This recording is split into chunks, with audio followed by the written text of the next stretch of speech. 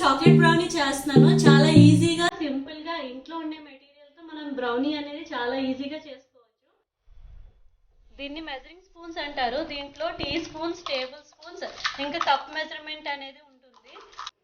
First మనం dark chocolate 160 grams తీసుకున్నాం కదా, దీన్ని ఓవెన్లోని 30 సెకండ్స్ మెల్టింగ్ అనేది చేయాలి.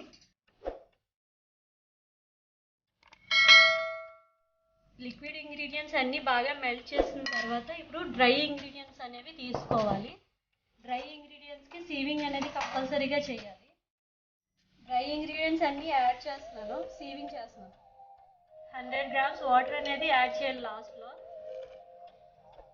100 గ్రామ్స్ వాటర్ తీసుకున్నాను.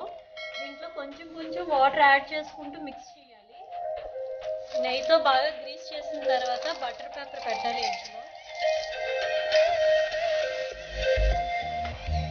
ట్యాపింగ్ చేయాలి లాస్ట్లో.